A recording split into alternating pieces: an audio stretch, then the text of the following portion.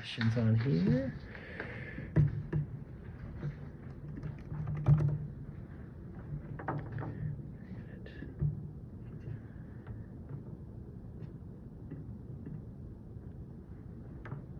Just taking me a second to pull them up on here. All right. So the first question I had on here was, where is it? So I know you teach classes like EDT 181 and 182, and I've been a participant in those classes. And I was just wondering, just to start off, because it's the topic of our presentation, what part do you think LGBTQ plus topics play in your class? And from your perspective, what connections do you draw to those topics when you're teaching?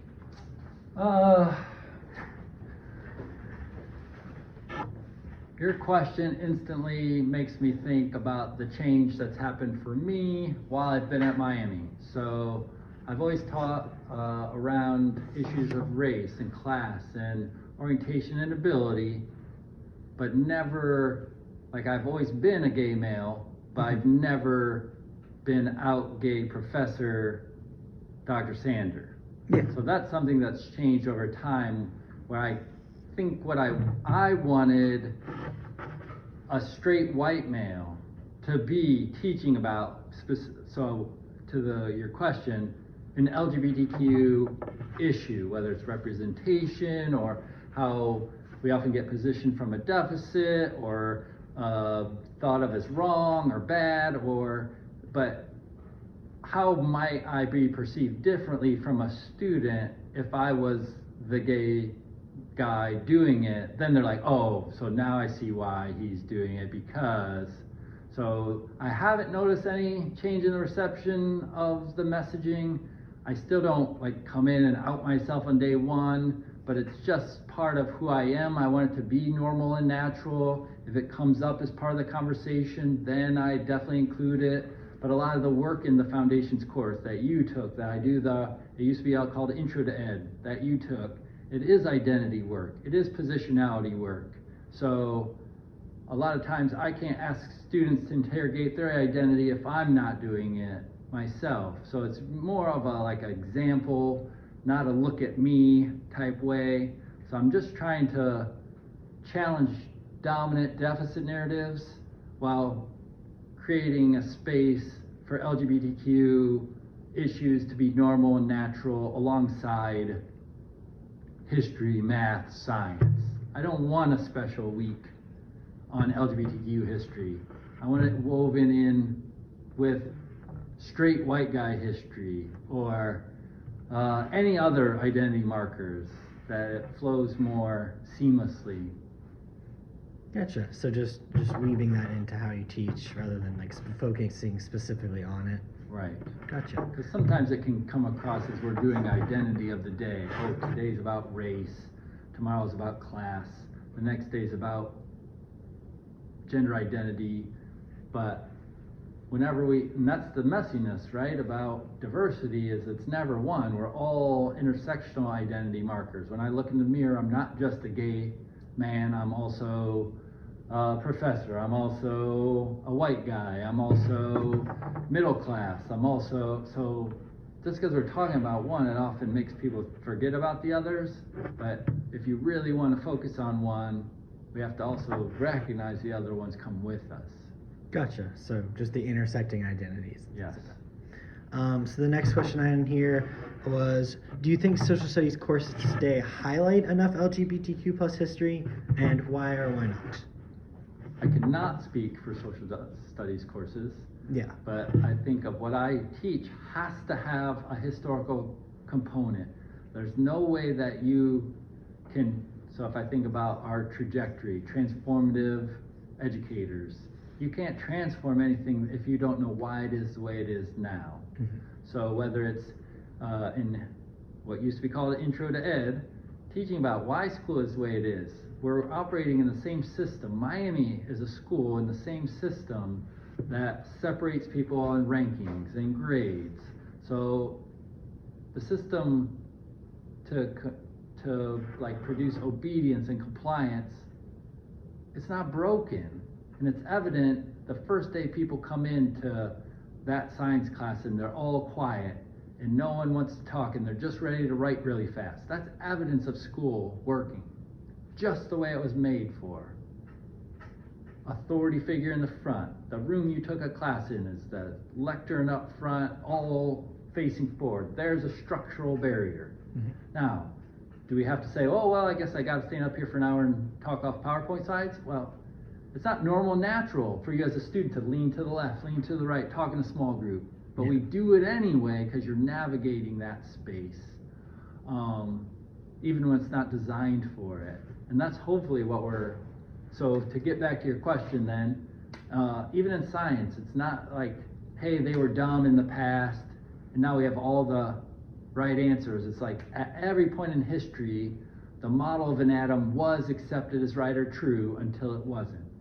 So not thinking about the history from even a deficit, and it's not like, okay, racism bad, even in the past. But the nuance that we try to get to is that it was so normal.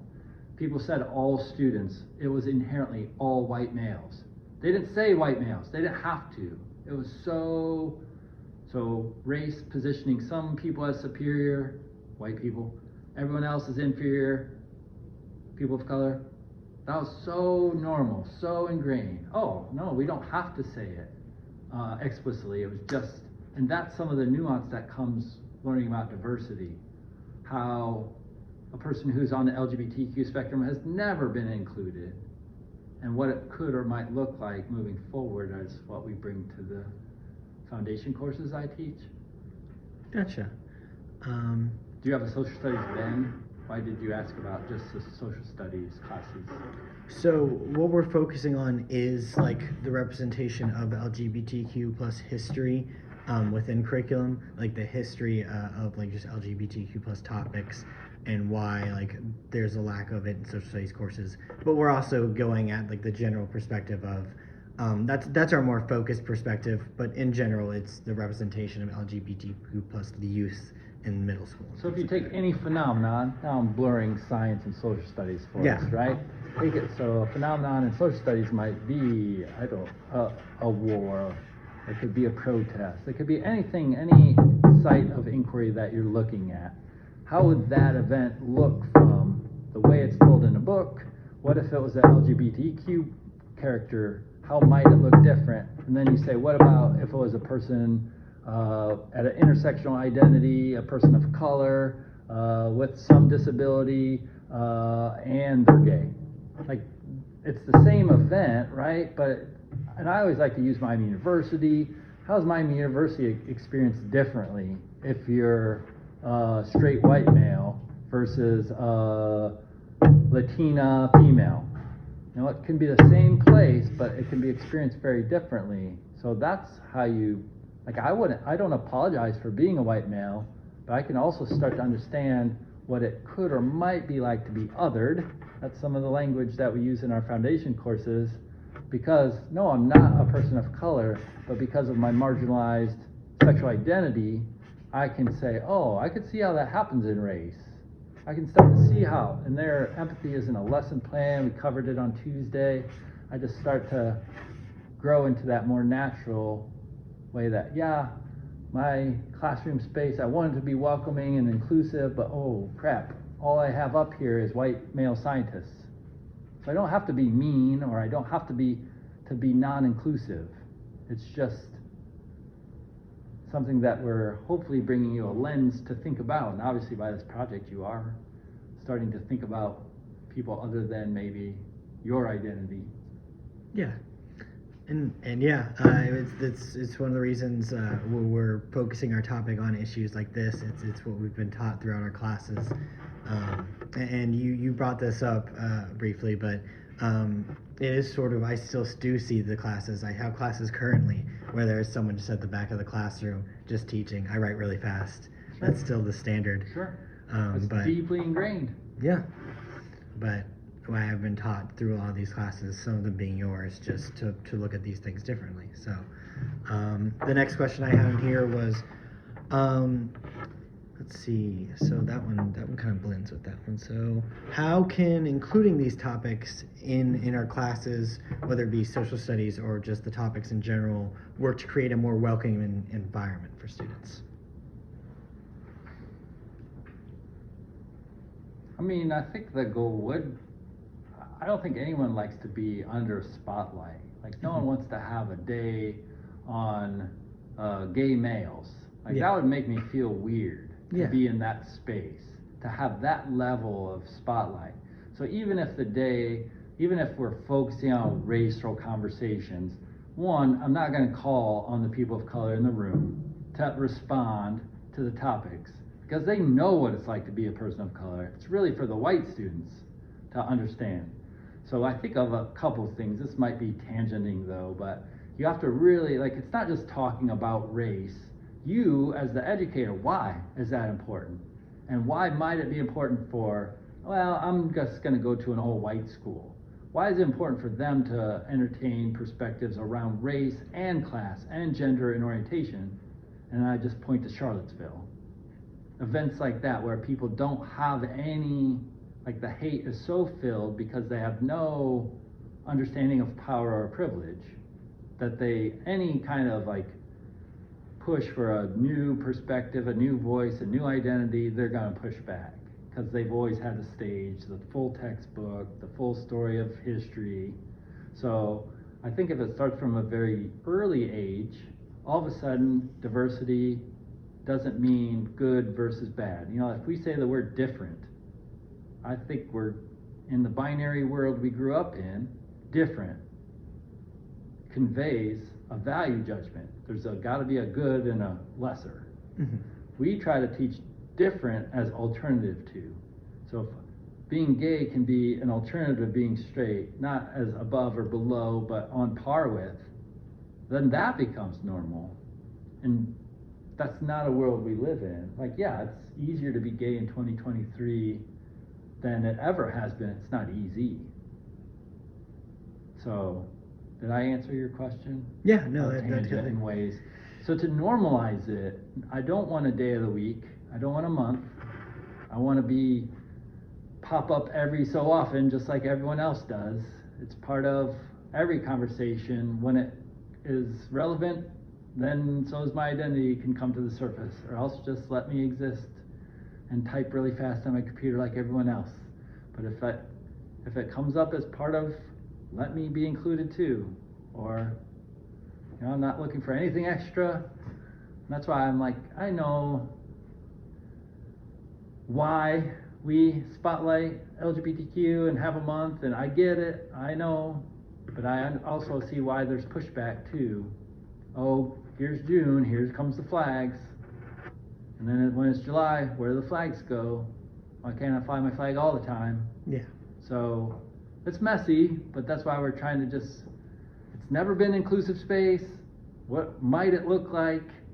For me, I hope it looks different than it does for you. Like, I'm old, so you're supposed to be taking just what we've started to plant and then develop it further, and that's how education should evolve.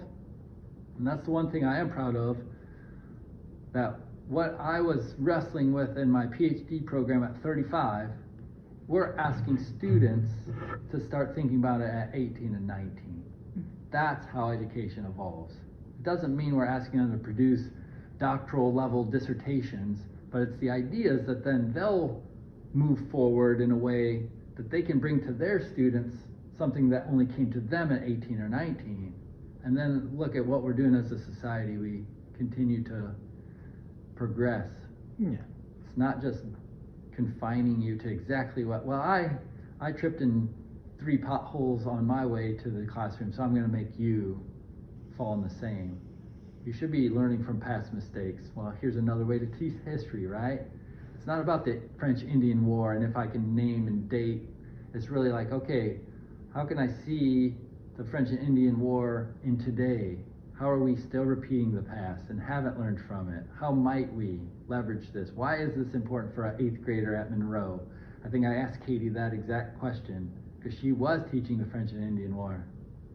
So it's not about, well, it's for the test, or it's for the, you have to have this deep understanding why you're teaching about diversity or equity or inclusion, and it can't be because Miami said so. Yeah. You have to have your own. We might have been on a radar for why LGBTQ issues are important, but you'll probably have to have a deep understanding, because you'll get parent calls if you're in a really conservative district that's never done it before. And you'll be like, I understand this, but in 2023, this is what I'm hoping for my students, to be able to enter a world to create a more inclusive space for all identities.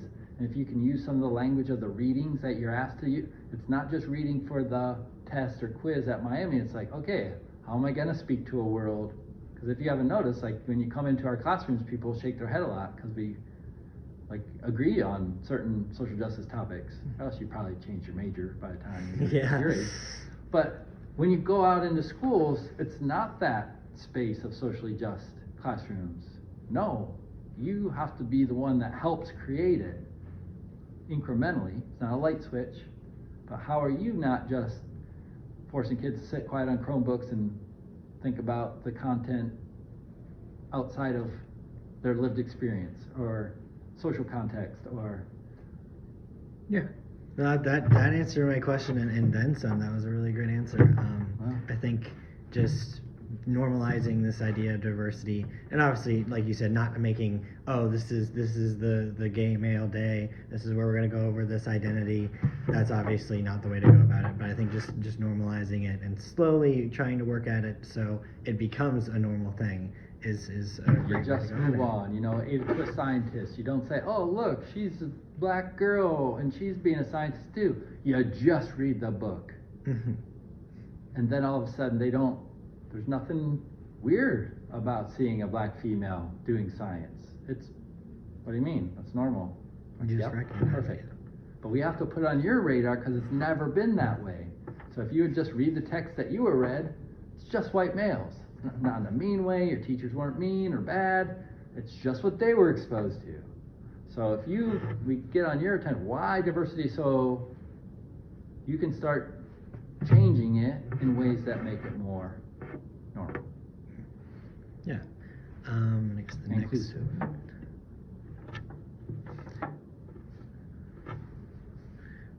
Let's see.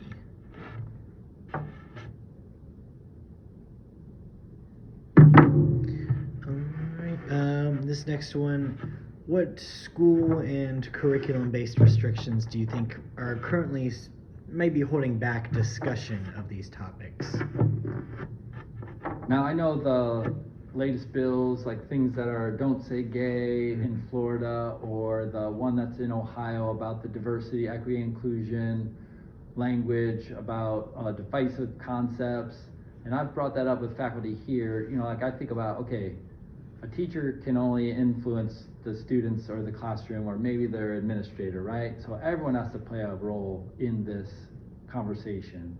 So if that bill in Ohio passes, there literally can't be a Miami University because they hang banners about diversity, inclusive excellence. We got departments that hang their hat on all these things that the bill would push back on. So that's on the incumbent for us as faculty to push on our dean, who should push on the president to be like, we can't have this. So I guess one aspect of it is like being able to speak to why it's important, even when people say, well, that's not what we're doing, because what they're saying, bringing up racism creates division. So they're controlling the narrative. Like people that don't understand what CRT is are starting to, because it sounds scary, right? Critical race theory.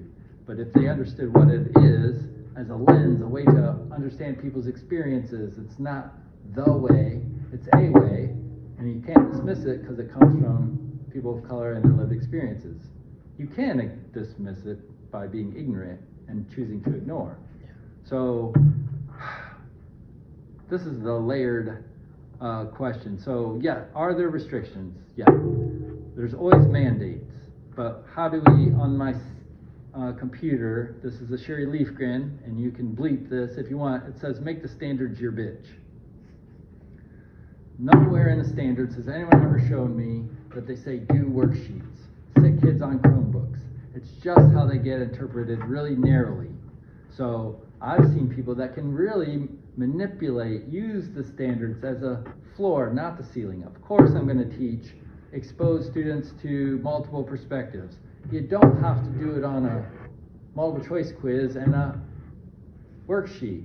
So how am I understanding me, my identity, my students, who they are? What's my relationship with content? If I only know photosynthesis is what someone told me, and I don't see it in that tree right there in my own backyard, then I don't have any wiggle room to develop curriculum that is socially just. So I think it's a complex answer that has many layers to it, but I think our program starts to inch you towards being the one, because I think it's dangerous when we say, hey, Will, here's roller coasters. This is how you teach momentum. Yeah. And then there's that one-to-one association, and then all of a sudden you're building roller coasters in a school where the kids have never been at an amusement park and don't know why they don't get it. You're like, oh, that Miami, they didn't show me anything. But you're just kind of almost like picking something off Pinterest to fill time. You're not really thinking about why this is relevant to the students or what they might need when they leave school. Is there anything about roller coasters that's more meta? Is there anything where, it's not about being a master roller coaster person. I think about, if I'm teaching science, I should help them be novice in disciplines. If you go over and take business classes, how are the classes helping you become a professional business person? So when you're teaching whatever you're teaching, how does it help the students when they leave the classroom? And if you start thinking that way while you're here, you'll be able to respond to that while you're a teacher. Yeah. But that's never been, it's on the test, or we always build mousetrap cars in 5th grade, or we always do egg drops in 7th grade. I'm like, okay, can you give me so coming back to Katie again, I don't care what she does at Monroe in middle school, but why are you doing what you're doing? What's the rationale behind it? What kind of experience does it provide for students? How does it help them outside of school? So if you can respond to those, I'm going to back off. But if it's because my host teacher gave it to me, I'm going to push. Mm-hmm. If it's because what you did when you were in 8th grade, I'm going to push. There's got to be something more relevant, inclusive, 2023, 2025, and beyond as an answer. Yeah. You shouldn't be doing it.